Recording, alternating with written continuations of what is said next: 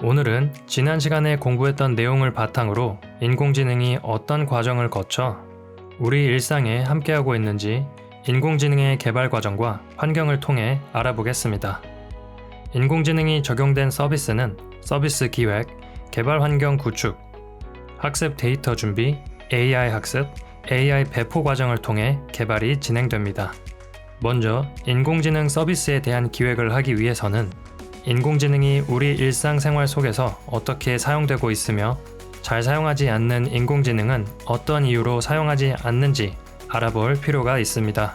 자율주행, 얼굴 인식 등의 인공지능은 현재 우리 일상에서 많이 사용하고 있는 대표적인 인공지능 서비스입니다.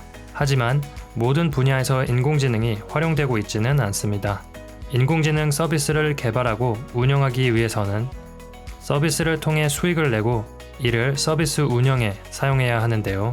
수익성이 떨어지거나 기존의 업무를 대체한 인공지능의 효율성이 떨어지는 경우 인공지능 서비스를 지속하거나 활용하기가 어렵습니다.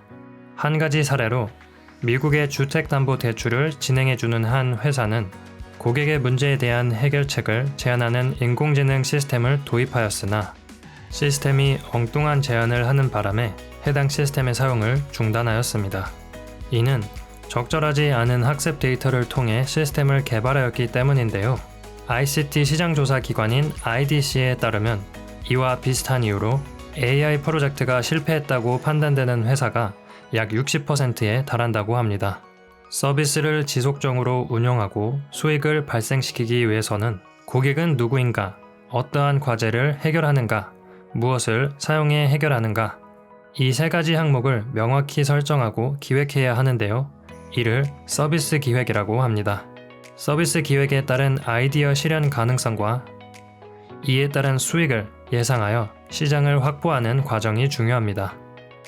그 다음 서비스에 사용될 시스템과 기술을 정하여 시스템을 구성해야 하는데요. UI, UX라는 말을 들어본 적이 있나요? UI, User Interface는 사용자가 서비스를 사용하여 마주하는 곳으로 폰트, 컬러, 레이아웃 등으로 이루어져 있습니다.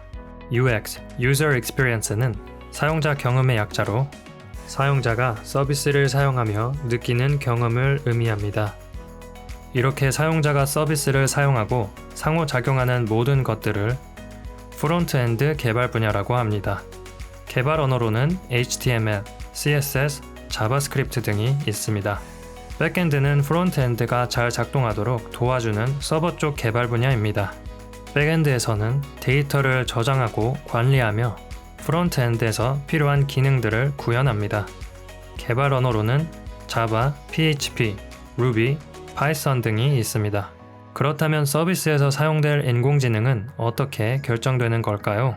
인공지능은 학습 방법에 따라 용도와 성능이 결정됩니다. 기획한 서비스에서 인공지능이 어떤 역할을 해야 하는지를 파악하고 역할에 따라 인공지능이 잘 할 수 있도록 학습하는 것이 중요합니다. 지난 시간에 배운 인공지능의 종류에 대해 복습해 볼까요? 머신러닝은 학습 데이터에 정답이 포함되어 있으면 지도학습, 없으면 비지도학습으로 나뉩니다. 지도학습의 경우 분류와 회귀로 나뉘는데요. 분류는 입력값이 주어졌을 때 그 값이 어떤 종류인지 나타내는 것이며 회귀는 둘 이상의 변수 값의 관계를 나타내는 것입니다. 비지도 학습의 경우 군집화 등으로 구성되는데요. 학습 데이터에 정답이 포함되어 있지 않기 때문에 비슷한 특성을 가진 데이터들을 묶어 집단으로 정의하도록 하는 것이 군집화입니다. 서비스의 목적, 데이터의 특성, 개발 기간, 학습 데이터의 양 등을 고려하여 알맞은 인공지능 학습 방법을 결정해야 합니다. 개발 기간이 길지 않고 데이터의 수가 적다면 머신러닝, 개발 기간이 충분하고 데이터의 수가 많다면 딥러닝을 사용하는 것이 효율적입니다. 본격적인 개발에 들어가기 전에 몇 가지 개발 툴에 대해 알아보겠습니다. 코딩을 돕는 PyCharm, VS Code, Jupyter, Colab 등의 툴과 다양한 개발을 할 수 있도록 돕는 아나콘다, Git 등이 있습니다.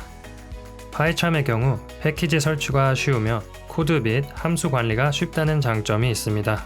VS 코드의 경우 제작사인 마이크로소프트에서 제공하는 확장 프로그램을 쉽게 사용할 수 있다는 점과 코드를 분석해주는 다양한 창들이 있다는 장점이 있습니다. 주피터 노트북의 경우 사용자가 지정한 단위를 기준으로 코드를 실행하여 결과를 확인할 수 있는 장점이 있습니다. 콜랩의 경우 개발 환경을 추가적으로 설정해줄 필요가 없다는 장점이 있습니다.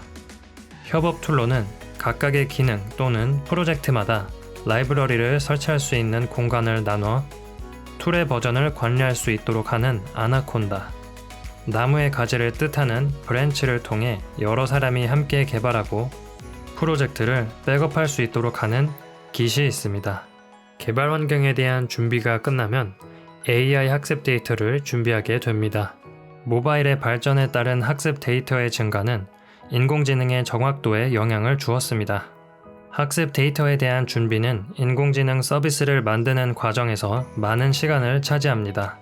일반적으로 학습 데이터는 Kaggle, 공공 데이터 포털, AI 허브 등 학습 데이터를 제공하는 사이트나 웹페이지를 방문해서 데이터를 수집하며 직접 데이터를 수집할 수도 있습니다. 이렇게 수집한 데이터를 인공지능이 쉽게 이해하고 학습할 수 있도록 가공해주는 과정이 필요합니다.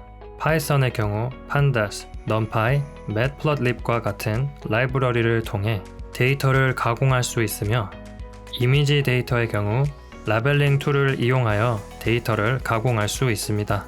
좋은 품질과 많은 특성을 가진 학습 데이터를 준비하는 것이 좋습니다. 학습 데이터를 준비한 후 각각의 데이터 항목에 맞지 않는 값이나 빈 값이 없는지, 항목별 데이터의 수는 일정한지 확인해야 합니다.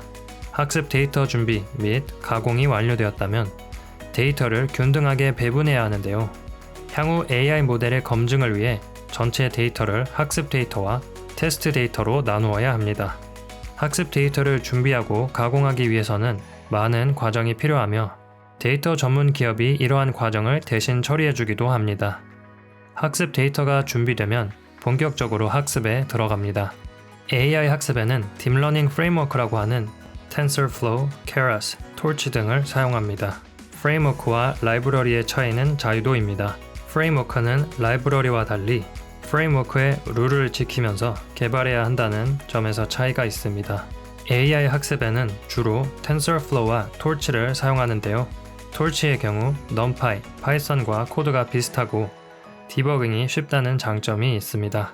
TensorFlow는 학습이 빠르고 인공지능의 학습 과정을 시각화해주는 TensorBoard 사용이 가능합니다. Keras의 경우 TensorFlow 내부에 속해 있는 것으로 모델과 학습 데이터를 제공하고 학습을 단순화하여 TensorFlow보다 사용하기 쉽다는 장점이 있습니다. 이 외에도 다양한 딥러닝 프레임워크가 있으며 개발 환경과 상황에 따라 프레임워크를 선택하여 학습을 진행해야 합니다. 다음으로 AI 모델에 대한 학습을 평가하고 검증하는 과정이 필요합니다. 학습 데이터 준비 과정에서 분배한 데이터를 사용해 다음 기준에 따라 모델을 점검합니다. 모델은 전반적으로 얼마나 정확한가? 모델은 여러 시나리오에서 예상대로 작동하는가? 예외적 상황을 전부 고려했는가? 수치적으로 확인할 수 있는 부분은 여러 도구를 통해 점검이 가능합니다. 학습 과정에서 TensorFlow를 통해 loss, accuracy 등을 확인할 수 있으며 학습 이후 TensorBoard를 통해 학습 과정을 모니터링할 수 있습니다. 이러한 도구들을 통해 과소적합과 과대적합의 상황을 판별하고 이를 기반으로 다시 학습을 진행하게 됩니다. AI 모델 학습이 완료되면 서비스 환경에 맞춰 코드를 적용하게 됩니다. 적용 환경은 하드웨어에 따라 달라지는데요. 하드웨어는 임베디드, 서버, 모바일, 데스크탑이 있으며 하드웨어에 설치된 OS에 맞춰 코드 및 AI 모델을 적용해야 합니다. 각각의 환경에 맞는 모델과 코드를 적용하여 시스템이 서로 상호작용할 수 있도록 하는 것이 중요합니다. 이러한 과정들을 통해 서비스 점검이 끝나면 AI 모델 및 서비스를 배포하게 됩니다. 이후에도 지속적인 모니터링을 통해 AI 모델 동작에 문제가 없는지 확인해야 하는데요. 모니터링 과정에서 문제가 발생한다면 AI 모델 학습 과정으로 돌아가 다시 학습을 진행해야 합니다. 이 외에도 서비스를 운영하며 발생한 사용자 데이터를 수집하여 AI 모델이 더 나은 성능을 낼 수 있도록 재학습을 진행하기도 합니다. 이렇게 기존 모델을 활용하여 수집한 데이터로 학습하는 것을 파인 튜닝이라고 하며 AI 모델 학습 과정에서 모델의 성능이 나빠지는 상황도 발생할 수 있기 때문에 학습하기 전 모델을 저장하는 롤백 과정을 진행하기도 합니다. 이러한 과정을 통해 서비스를 배포한 후에도 그 서비스는 유지, 보수되는데요. 데이터가 쌓이고 지속적으로 변화하는 서비스 환경에 맞춰 개발하는 과정을 MLOps라고 합니다. 현재 많은 기업들이 MLOps에 따른 서비스와 도구를 구축하여 사용하고 있습니다. 이러한 서비스 개발은 많은 시간과 과정이 필요하기 때문에 각각의 과정을 전문적으로 맡아주는 회사도 존재합니다. 클라우드웍스나 데이터 헌트의 경우 고객이 원하는 데이터를 수집하고 라벨링 작업을 진행해 줍니다. 이렇듯 끊임없이 생산되는 데이터와 기술 발전으로 인공지능은 계속 성장하고 있습니다.